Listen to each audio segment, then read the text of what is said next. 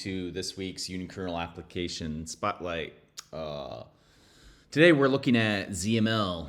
The Z stands for Zig, I suppose. So yeah, it is written in Zig. But this is an interesting little project I ran across, and it became a rabbit hole rather quickly when I was looking into it. Simply because I'm not really familiar with the ecosystem that well. But we'll go over it. So what is it? It's basically just a way to run inference, any model on a wide range of heterogeneous hardware. So use your CPU, use your GPU, use your TPU. Just all over the place. It's in Zig. They make a big they point that out because it's not Python. I think we're starting to see a little bit of backlash from a lot of the ML that's winding up in Python. For better or for worse, that's just where a lot of that stuff lives. Even though I think everybody can agree that it's not like really the best thing for most of these projects in terms of performance, in terms of usability, terms of lots of different things. I mean, like most of the Python just calls out to a C API anyways, and then it's running on some other piece of hardware. So yeah. Anyway, so it's interesting that this project is in Zig. It's not just like, oh, let's rewrite it in Rust. It's no, like there's actual use for it. Yeah, see the Python freak. Yeah, I guess the other thing is it has this build once, run everywhere. So part of the acronym soup that I'm going to throw at you here in a little bit, this uses Bazel, which is the external project for Google's Blaze, their build system. It's a thing at Google, like everything that they have a project internally for, which is slightly different than the project that everybody outside of Google uses. It has a different name, even though it's a very close cousin. But even things like the Go language, for instance, is different. So yeah, we got it on GitHub right here at ZML. Pretty easy to know. As I mentioned, there's more than a couple of different tools that it does. The lion's share of this, though, see they got a couple different examples, and we're going to show this MNIST one, which is the classic like digit recognition example. I'm showing that because it's small, but so yeah, some examples here. But yeah, the lion's share is their Zig bindings to PJRT. So this is their bindings right here.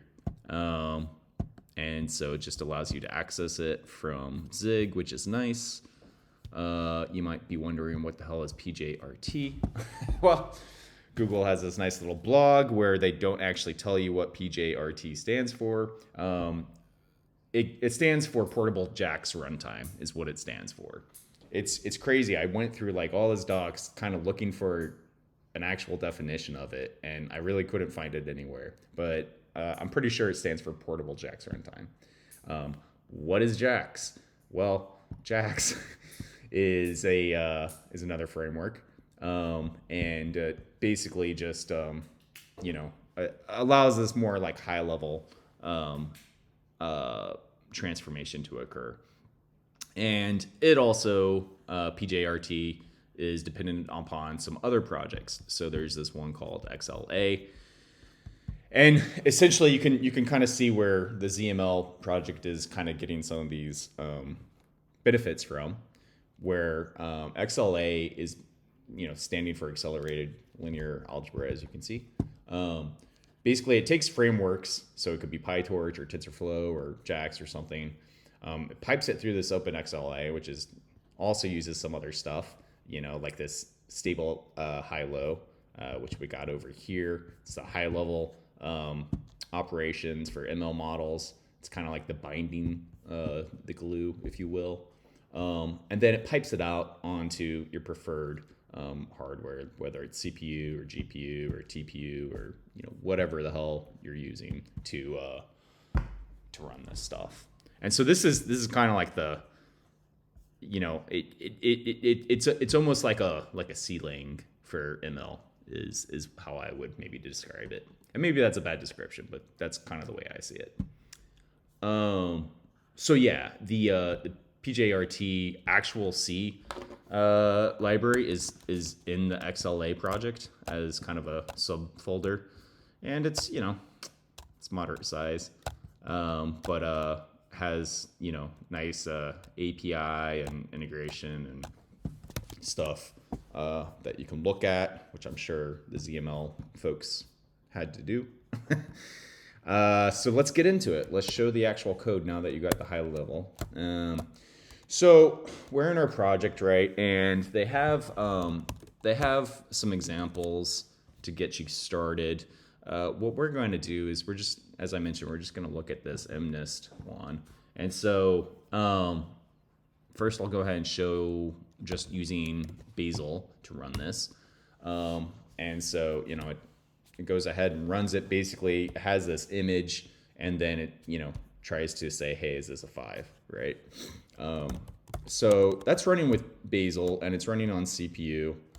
You could see a couple options here: CUDA, ROCm, TPU, Neuron, all that good stuff. Brings up the shape files. This is actually stored in a cache. I guess I can maybe go ahead and, this was very helpful when trying to figure out how to run this as a unikernel. It shows you what the command line is that it's running. So this is our actual binary that we're going to run. This is the cache, the .pt, that's our PyTorch model file. And then this YLC is the actual NIST data. Reading model. Yeah, so this is what we're actually going to run. And let me show you what the cache actually kind of looks like here. Yeah, so it's like, so if you look at the size of these, just to give you an idea of how big this guy is, I mean, DU's taking a second to figure it out. Like, they're kind of massive, actually. Yeah, that's 8 gig right there. This guy is like freaking probably around the same, bigger. So 9 gig. So you probably don't want to stuff all of that crap onto your unikernel. Maybe in some cases you need it, but it is a cache, and there's probably a lot of random crap that you really don't need to stick on. So I'll show you what I stuck on mine to make this run. We look at our config. So we have a user directory. We have the files that I went ahead and put in there. Remember, these are the only 2 arguments that we passed to this, the model file and then our YLC.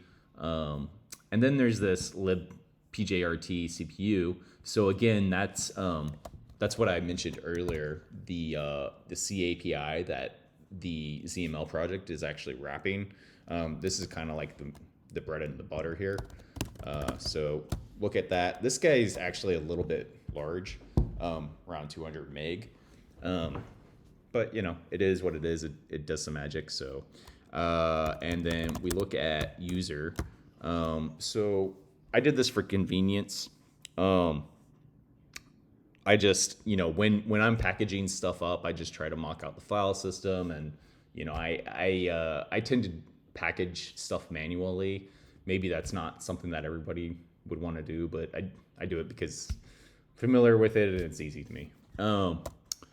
So we stick it in there into user, and then let's see the oh,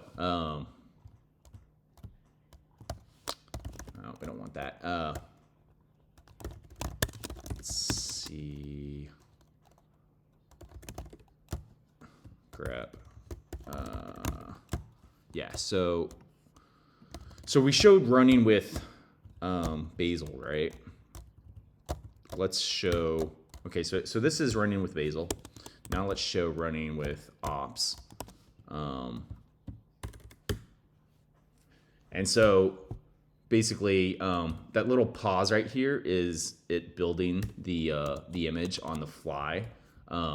So you can, you don't have to actually rebuild the image on the fly. That's a convenience with ops run is when we're doing that. But yeah, if we sorry, this is what I was trying to show you. So this is our actual program in the examples, So obviously it's what we expect, and then we can kind of see the libraries that we needed, and that's what we actually stuck into user, minus our PJRT because it's dynamically loaded. And so for that, like when you're trying to figure that out, strace is your friend, and then you can also do a dash trace for the same thing on ops, and it'll give you strace output. And so basically, if I'll use this little trick where I pipe all this crap to some temporary file, let it fail, and then I'll go through and like grep the output to kind of see which library it was looking for. But yeah, I mean, this is a nice little example of how to use the ZML project as a unikernel. So that's all I got for today. Till next time.